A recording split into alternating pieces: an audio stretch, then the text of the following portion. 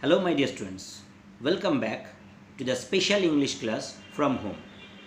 Today, our topic of discussion is a poem, and that is The Poetry of Earth by John Keats. So, get ready with your exercise book, a pen, and of course, your textbook, and that should be opened in this poem. First, let me share with you a few words about the poet. John Keats was one of the three famous poets who formed the younger generation of romantic poets of England. He was born in the year 1795 and he passed away in the year 1821. So he died when he was only 25 years old. Three of his poems, To Autumn, Ode on a Grecian Urn, and Ode to a Nightingale, are considered among the very finest of English poetry ever written. So, this is, in a nutshell, what I have told you about the poet. Now come to the poem. Keats had written this poem in the form of a Petra Consonant. When I discussed the sonnet number 18 of William Shakespeare, I told you about the origin of sonnets and also the difference of Shakespearean sonnets with Petra Consonant. Now it is a Petra Consonant. Now Petra Consonant is a sonnet which has two stanzas. The first stanza is called Octave and it has 8 lines. And the second stanza is called Sestet and it has 6 lines. Now the rhyme scheme of Octave is A B B A A B B A, and the rhyme scheme of Sestet is C D E C D E. Now let me read out the poem and explain to you how the rhyme scheme goes. Now in the octave, OCTAV, the octave means the first stanza or consisting of 8 lines of a Petrarchan sonnet. Now at the very beginning we have the poetry of earth is never dead. দেখো first লাইনের শেষে আছে dead, একটা D sound আছে, এটাকে আমরা এ ধরলাম। ওকে, second লাইনের শেষে দেখো আছে দ্য হট সান, তাহলে একটা নতুন সাউন্ড আসছে সান, এন সাউন্ড, এটাকে আমরা বি ধরলাম, এ বি পেলাম। এবার অক্টেভের থার্ড লাইনে দেখো আছে রান, তাহলে ওই সান আর রান কিন্তু রাইমিং হচ্ছে, তাহলে এটাও যেহেতু এন সাউন্ড এটাকে আমরা বি বলতে পারি। এবার ফোর্থ লাইনে দেখো আছে মিড, ফোর্থ লাইনে এন্ডে আছে দেখো মিড, MEAD, মিড। তাহলে আমরা যেহেতু ফার্স্ট লাইনে আছে ড, একটা ডি বা ড সাউন্ড, সেটাকে এ ধরেছিলাম, তাহলে এখানেও এ, এটাও এ হবে। তাহলে প্রথম 4টে লাইনের রাইম স্কিম হলো এ বি বি এ। নাও ফিফথ লাইনের এন্ডে দেখো আছে লিড, LEAD, ডি, লিড, আবার ডি সাউন্ড, তাহলে এটাকে আমরা এ বলতে পারি। সিক্স লাইনের শেষে আছে দেখো ডান, তাহলে এন সাউন্ড, এটা আবার সেই বি ফিরে এলো, এন সাউন্ডটা বি। আবার সেভেন্থ লাইনের শেষে আছে দেখো ফান, এটাও এন সাউন্ড, তাহলে এটাও বি হলো। আবার এইথ লাইনের শেষে আছে দেখো উইড, ডি সাউন্ড, তাহলে এটা আমরা এ বলতে পারি। তাহলে কী হলো, এ বি বি এ, অর্থাৎ অক্টেভের আমরা টোটাল রাইম স্কিমটা এইভাবে পেলাম, A B B A B B A. Clear? Now come to the sestet, SESTET. Sestet means the second stanza of a Petrarchan sonnet consisting of 6 lines. এবার সেস্টেটের ফার্স্ট লাইনটা কি, the poetry of earth is ceasing never, never. Earth সাউন্ডটাকে আমরা, যেহেতু আর্টটা একটা নতুন sound পাচ্ছি এন্ডে আর কি, সেই জন্য আর্টটাকে আমরা সি ধরলাম।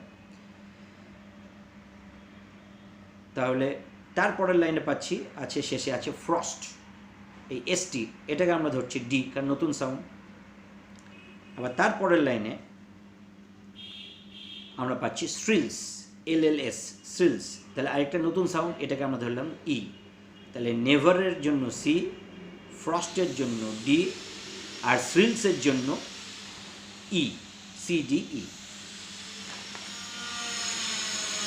এইবার আমরা তার পরের লাইনে চলে যাচ্ছি। পরের লাইনে কি আছে, শেষে আছে কি আছে, এভার, EVER, এভার। তাহলে ওই আগে একটা আর পেয়েছিলাম, সেটাকে সি ধরেছিলাম, তাহলে এটা হলো সি। এবার লস্ট, ওই ফ্রস্টের সঙ্গে লস্টের ম্যাচ করছে, তাই এটা হলো ডি। আর লাস্টে পেলাম হিলস, ওটা দেখো আগে সিলস পেয়েছিলাম, তাহলে এটা হলো ই। তাহলে লাস্ট তিনটে লাইনের সেস্টেটের যে লাস্ট তিনটে লাইন, সেখানে আমরা পাচ্ছি CDE। তাহলে সেস্টেটটার পুরো সেস্টেটটাকে আমরা যদি ধরি, তাহলে রাইম স্কিমটা কী হলো, CDE CDE। Clear? So this is the rhyme scheme. তো আমরা আগেই বলেছিলাম যে পেট্রাকন সনেটের রাইম স্কিমটা হচ্ছে যে অক্টেভের ক্ষেত্রে ABBA ABBA, আর সেস্টেটের ক্ষেত্রে CDE CDE। দেখো how skilfully Keats had written this poem in the perfect form of a Petrarchan sonnet. ঠিক আছে, তাহলে এই গেল আমাদের পেট্রাকন ফর্ম হিসেবে যে উনি লিখতে পেরেছিলেন, কীভাবে একটা পেট্রাকন ফর্ম্যাটে লিখেছিলেন, সেটা আমরা বোঝালাম। Now come to the title of the poem. Title is The Poetry of Earth. When Keats actually wrote this poem, he gave the title as The Grasshopper and the Cricket. Later on, this title has been changed into The Poetry of Earth. Now, in this poem, Keats actually uses music as the symbol of poetry. কবি Kitts কী করেছেন, music বা সঙ্গীতকে actually তিনি এই কবিতার যে প্রতীক হিসাবে ব্যবহার করেছেন। ঠিক আছে, এবং তিনি এই কবিতার মাধ্যমে দেখাতে চেয়েছেন যে আমাদের প্রকৃতির মধ্যে, নেচারের মধ্যে, the music of nature continues throughout the cycle of seasons. It has never stopped. It doesn't stop. The music of earth or music of nature continues throughout the cycle of seasons. এই থিমটাকে উনি এই কবিতার মধ্যে দিয়ে প্রকাশ করেছেন। And while doing so, he actually has written this poem, and while doing so, in this title, that theme is very much apparent. কারণ এই টাইটেলটার মধ্যে কী লেখা আছে, পোয়েট্রি অফ আর্থ। আমি আগেই বললাম পোয়েট্রি বলতে এখানে মিউজিক কথাটাকে বোঝানো হয়েছে। So poetry of earth means music of earth, আর তার কন্টিনিউয়াস সেলিব্রেশনটাই হচ্ছে এই কবিতার theme. So I would say the title the poetry of earth epitomizes the theme of the poem, so that title is absolutely appropriate and justified. এই গেল title. এবার আমরা থিমটাতে আসছি। থিমের মধ্যে আমি থিমটা মানে অ্যাকচুয়ালি টাইটেল পড়াতে গিয়ে থিমের কথাটা আমি বলেই দিয়েছি। So the theme is the continuous celebration of the music of nature through out the cycle of seasons. This is the theme of the poem which the poet Keats wanted to develop in this poem. Now I will give you the line by line meaning of this poem. I will try to make you understand the meaning of each sentence. Now come to the octave. The poetry of earth is never dead. First line কবি বলে দিচ্ছেন the poetry of earth is never dead. Poetry মানে আমি আগেই বলেছি poetry means, poetry has been here, music is symbolizes the poetry of earth. Okay, তো poetry বলতে এখানে music of earth, music of নেচারকে বোঝানো হচ্ছে, অর্থাৎ প্রকৃতির মধ্যে যে সঙ্গীত আছে সেইটাকে উনি প্রকাশ করেছেন। এবং কবি কী বলছেন, ইট ইজ নেভার ডেড, এর কোনো মৃত্যু নেই, কন্টিনিউয়াসলি এই গানটা প্রকৃতির মধ্যে শোনা যাচ্ছে।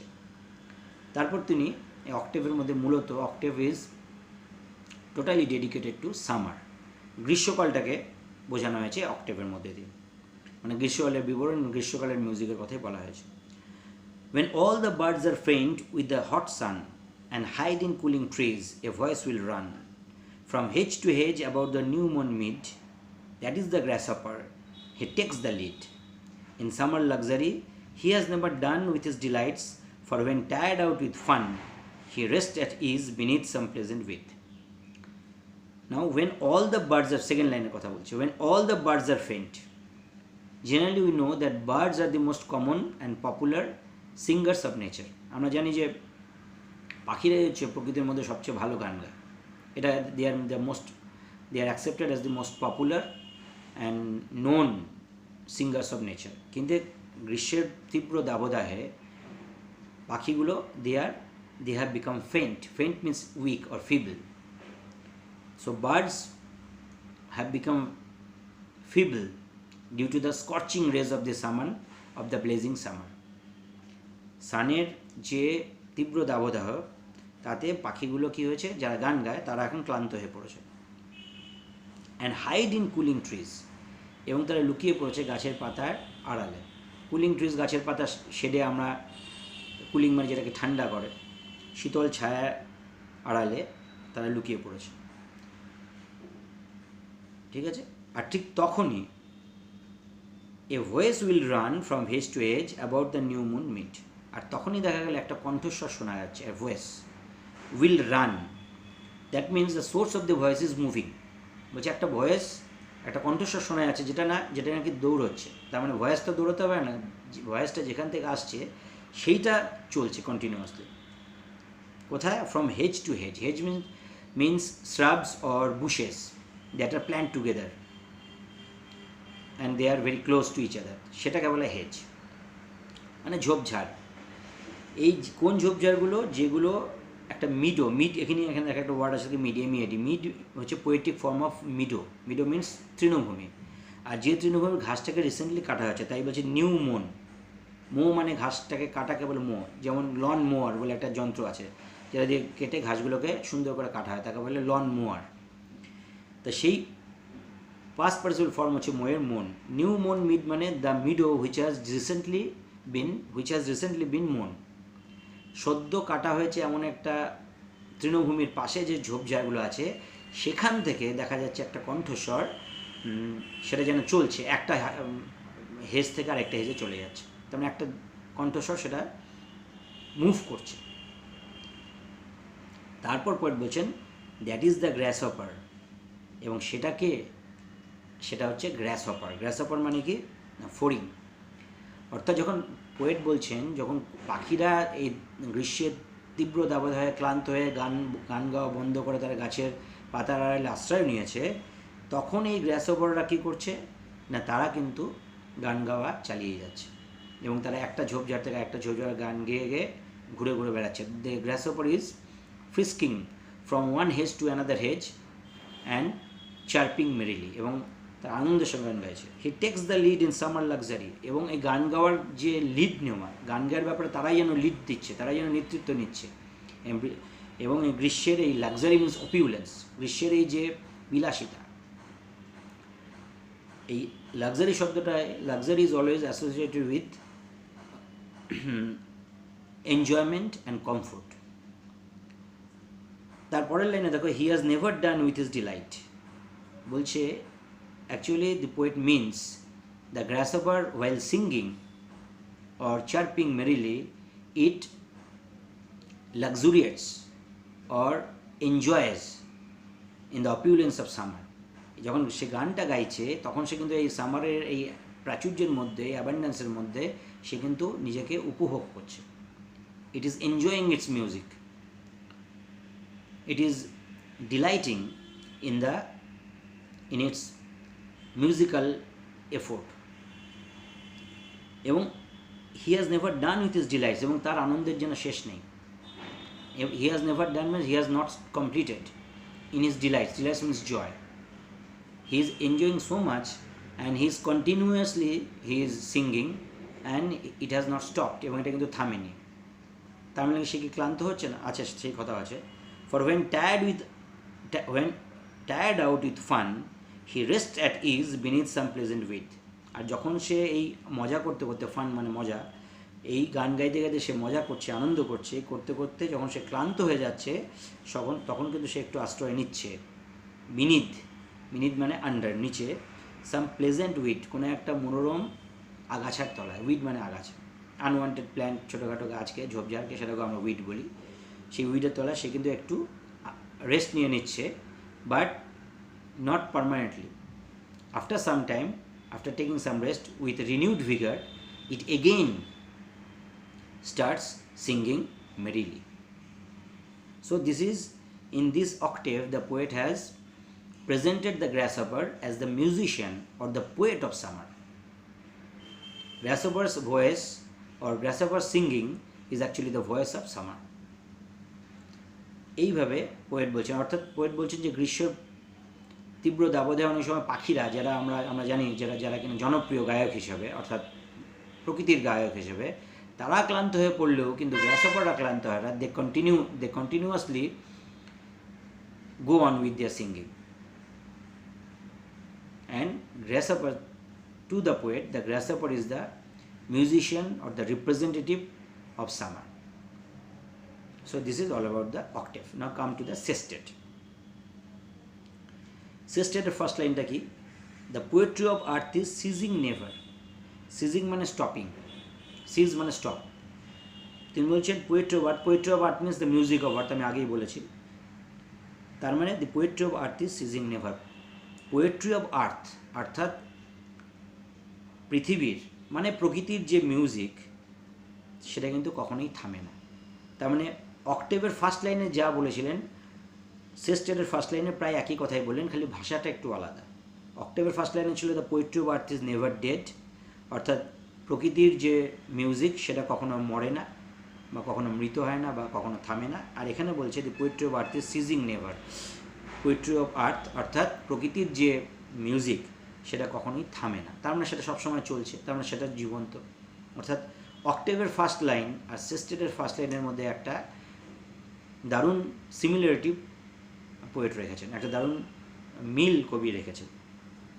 তারপর কিন্তু আমরা দেখতে পাচ্ছি যে octave sestet is about winter.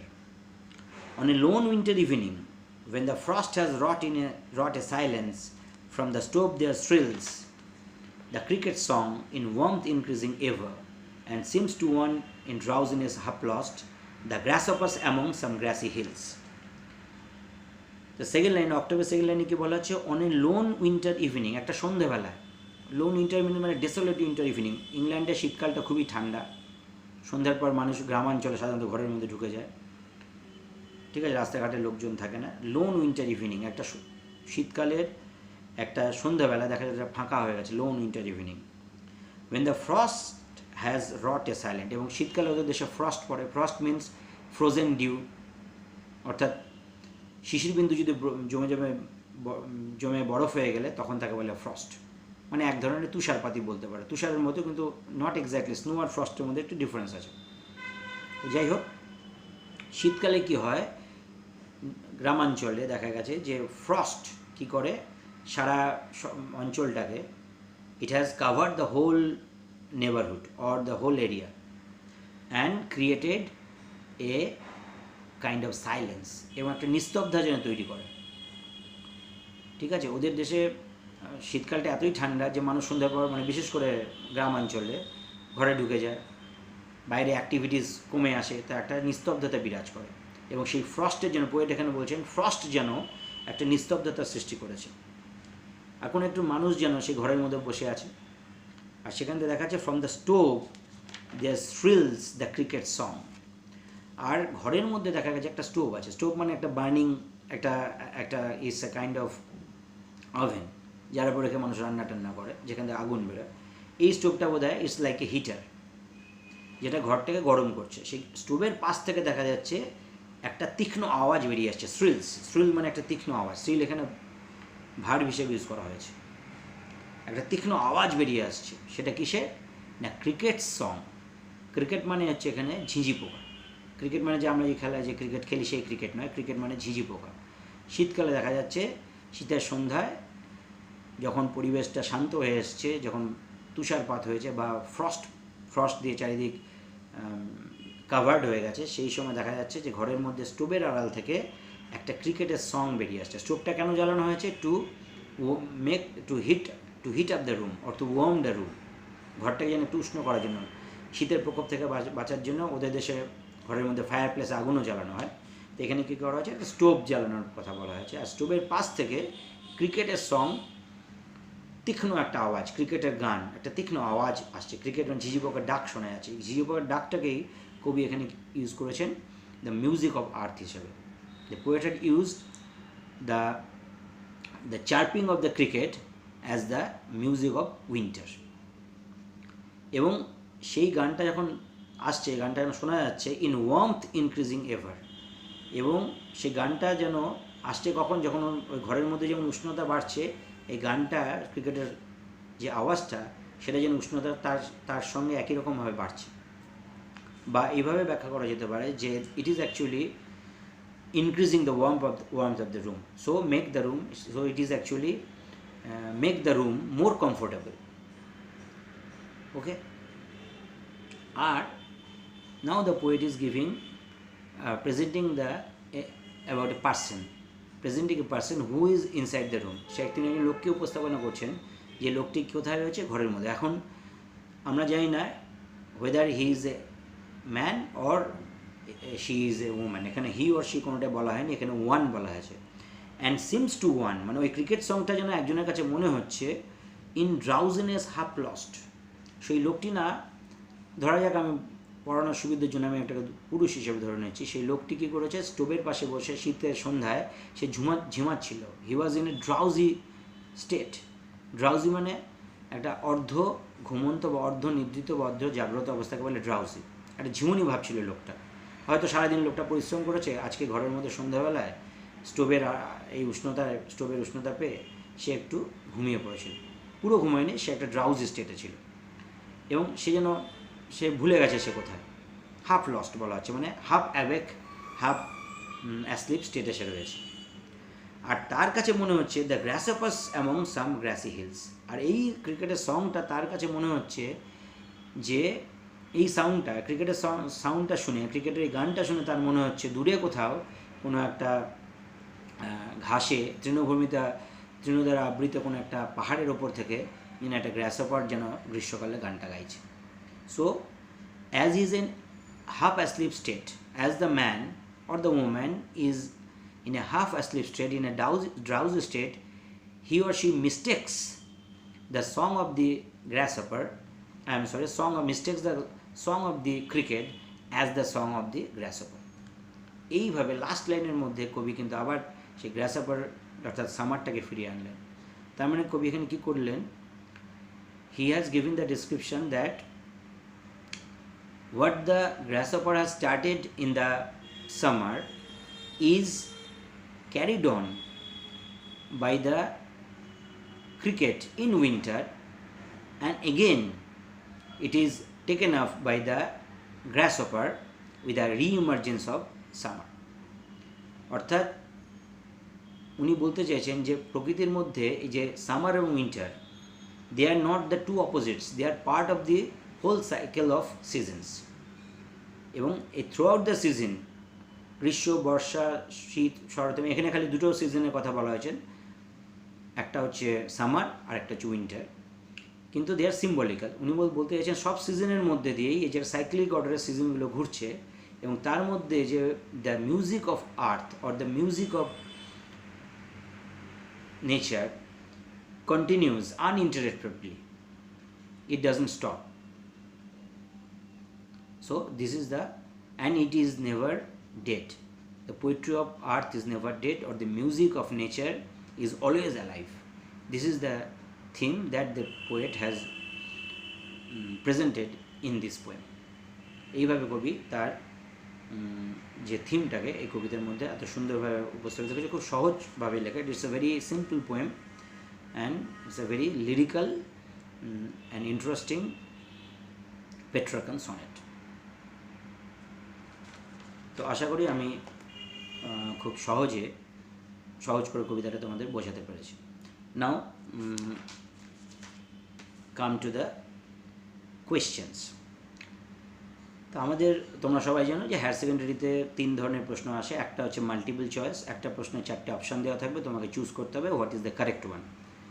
So যারা টেক্সটটা খুব ভালো করে পড়বে তারা এই মাল্টিপল চয়েসগুলো সহজে দিতে পারবে। Then comes to the SA Q questions. SA Q question means you have to answer to a question in one complete sentence. একটা কমপ্লিট সেন্টেন্সে তোমাকে আনসারটা লিখতে হবে। এটাও একই, যারা টেক্সটটা ভালো করে পড়বে তারা দিতে পারবে।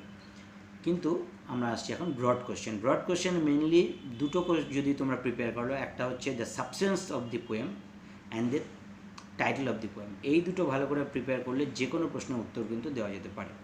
যেমন এবছরই হায়ার সেকেন্ডারি পরীক্ষা এসেছিলো যে identify the voices of the poetry in the poem, এটার জন্য 2 নম্বর ছিল। How does Keats establish continuity through this voices. তাহলে ভয়েসেস অফ দি পোয়েট আমি পড়াবার সময় বলেছি the grasshopper is the voice of summer and the cricket is the voice of winter. এই দুটো বললেই তোমার হয়ে গেল, যেটা এবছর এসে গেছে, কিন্তু প্রতি বছর ঘুরিয়ে ফিরে এর বাইরে আর প্রশ্ন আসে না। আর তারপরে বলা হচ্ছে how does Keats establish continuity through this voices. তার মানে কি অক্টেভে কী আছে, সেস্টেটে কী আছে, তোমাকে পুরো ব্যাপারটা বলতে হবে। তাহলে সাবস্টেন্সটা যে ভালো করে পড়বে সে পারবে। এখন সাবস্টেন্সটা পড়ার জন্য তোমাকে কী করতে হবে, এই বইয়ের তোমার যে মাইন্ডস্কেপ বইয়ের এন্ডে you will get a substance given by the editors of this book. তোমরা যদি ওই সাবস্টেন্সটা পড়ে নাও তাহলে তোমাদের সাবস্টেন্স তুমি লিখতে পারবে। তাছাড়া আমি পড়াবার সময় যে কথাগুলো ইংলিশে বলেছি সেই কথাগুলো থেকেও তুমি কিন্তু এই পোয়েট্রি অফ আর্থের সাবস্টেন্সটা লিখে নিতে পারবে। So what is the theme? The theme is the continuous celebration of music in the cycle of season. That is the theme. And in the octave, the poet actually presented the grasshopper as the main singer or main musician or the main poet of the season of nature. And in the sestet, he says that the cricket is the main source of music of winter. And at the very end, he creates an atmosphere by which he shows that the poetry of nature or the music of nature continues uninterruptedly, and it goes on and on. Now what you have to do is watch this video very carefully, and if required repeatedly, listen to me very minutely, and then read or go through this poem, and I am sure you will be able to understand the poem and its meaning, its theme very well. So wait for my next video. Stay indoors, stay safe. Till then, bye bye.